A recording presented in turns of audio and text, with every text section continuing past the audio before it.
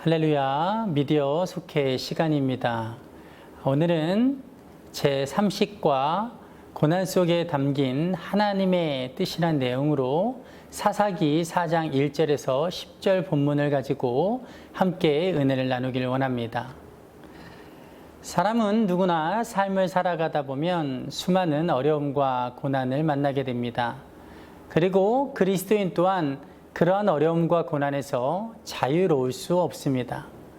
그러나 분명한 것은 믿지 않는 세상 사람들이 당하는 고난은 자기들의 실수나 잘못이나 운 때문에 발생하지만, 그리고 고난 뒤에도 그냥 고생한 것으로 허무하게 끝나버리는 것이 대부분이지만, 믿는 자들에게 있어서 고난은 어떠한 이유에서건 설사 그것이 내 실수로 인해 내가 자초한 고난일지라도 하나님의 허락 없이는 절대로 발생하지 않는다는 것입니다.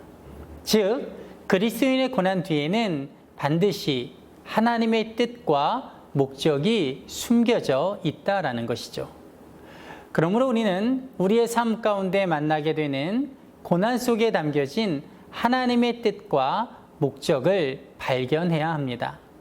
그렇다면 우리에게 고난을 허락하시는 하나님의 뜻과 목적들은 무엇이 있을까요? 그 이유는 사람마다, 상황마다, 시대마다 다를 수 있는데, 특별히 오늘 본문은 우리에게 중요한 두 가지 사실을 알려주고 있습니다. 첫째, 죄를 깨닫고 돌이키길 원하신다는 것입니다.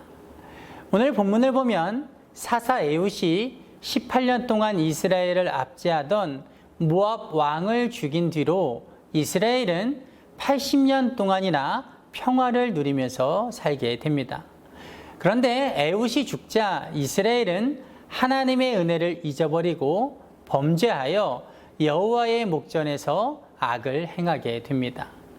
그래서 하나님께서는 하솔에서 통치하는 가나안 왕 야빈의 손에 이스라엘을 팔아버리심으로써 그로 말미암아 이스라엘은 20년 동안 야빈 왕에게 심한 학대를 당하게 됩니다.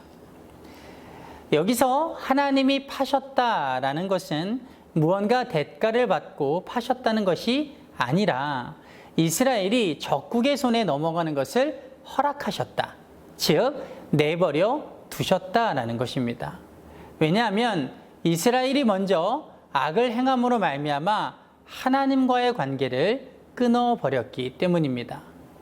그러므로 하나님께서도 이제 하나님과의 관계가 끊어져 상관없게 되어버린 이스라엘 백성을 도우실 이유가 없었던 것입니다.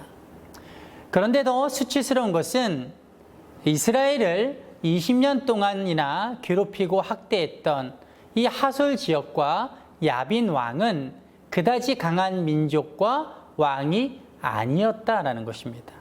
왜냐하면 하솔 지역은 팔레스타인 북부에 위치한 한 성읍으로서 본래 납달리 지파의 통치 아래 있었던 성읍이었기 때문입니다. 즉, 이스라엘이 하나님 앞에 악을 행함으로 말미암아 한 지파 안에서도 충분히 통제 가능했던 성읍 하나에게 20년 동안 심하게 학대를 당한 것입니다. 그래서 그 결과가 어떻게 되었을까요? 3절을 보면 야빈 왕은 철병거 900대가 있어 20년 동안 이스라엘 자손을 심히 학대했으므로 이스라엘 자손이 여호와께 부르짖었더라 라고 말합니다. 즉, 여호와 앞에 악을 행하였던 이스라엘 백성이 하나님의 허락하심으로 말미암아 20년 동안 가나안 왕 야빈에게 학대를 당하자 그 고난으로 인하여 자신들의 죄를 깨닫고는 하나님 앞에 나아가 부르짖고 기도했다라는 것입니다.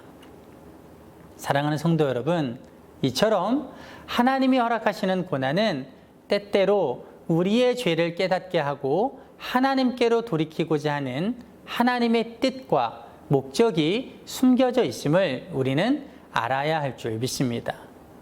그러므로 우리 삶 가운데 어떠한 고난, 즉 경제적인 고난이나 자녀의 문제로 인한 고난이나 육신의 질병으로 인한 고난이 닥쳐올 때마다 우리는 그 고난 앞에 좌절하거나 낭망하지 말아야 합니다. 우리가 그 고난 앞에서 해야 할 일은 힘든 가운데서도 그 고난을 허락하신 하나님의 뜻과 목적이 있음을 믿고 혹시라도 나의 죄악으로 인하여 나로 하여금 빨리 깨닫고 돌아오라고 하시는 하나님의 계획하심인가를 생각해보고 만약 그렇다면 하루속히 하나님 앞에 죄를 회개하고 돌이켜 나아가야 할 줄 믿습니다. 오늘 본문이 알려주는 바 하나님이 허락하신 고난 속에 숨겨진 하나님의 뜻과 목적, 그 두 번째는 하나님만을 더욱 의지하라라는 것입니다. 오늘 본문을 보면 20년 동안 계속되는 학대 가운데 이스라엘 백성이 부르짖자 하나님께서는 외면치 않으시고 여선지자 드보라에게 명령하여 가나안 왕 야빈을 치라라고 말씀하십니다. 그런데 이상한 것은 드보라를 통하여 말씀하신 하나님의 공격 계획이 납달리 자손과 스불론 자손 10,000명만을 거느리고 치라는 내용이었다라는 것입니다. 여러분, 이상하지 않습니까? 왜냐하면 지금 가나안 왕 야빈이 거느리고 있는 철병거가 몇 대입니까? 무려 900대나 됩니다.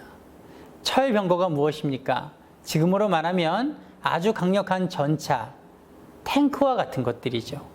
그런데 그렇게 강한 무기로 무장한 적국을 상대로 다른 모든 지파가 연합하여 치라는 것도 아니고 이제껏 자기 관할 아래 있으면서도 그들 하나 통제하지 못하고 지배하지 못하고 도리어 학대를 받고 있었던 납달리 지파, 그리고 거기에 스불론 지파 하나만을 더해서 두 지파만이 가나안 왕 야빈의 군대를 치라고 하는 것입니다. 그러니 그것은 인간적으로 볼 때 도저히 납득하기 어려운 명령이 아닐 수 없는 것입니다. 그렇다면 하나님께서는 왜 그런 납득하기 어려운 명령을 내리시는 것일까요? 그것은 바로 그렇게 어려운 가운데서도 승리케 하시는 하나님의 능력을 직접 보고 경험하게 함으로써 앞으로는 더욱더 하나님만 의지하는 삶을 살라고 하시는 것입니다. 즉, 하나님만 의지하지 않고 다른 것 바라보고 다른 것 의지하고 살다가 고난받고 학대받는 삶을 살게 되었던 이스라엘 백성으로 하여금 하나님의 크신 능력을 직접 보여주심으로써 이제는 다른 것 의지하지 말고 오직 하나님만 바라보고 의지하는 삶을 살라고 하시는 것이죠. 우리도 마찬가지입니다.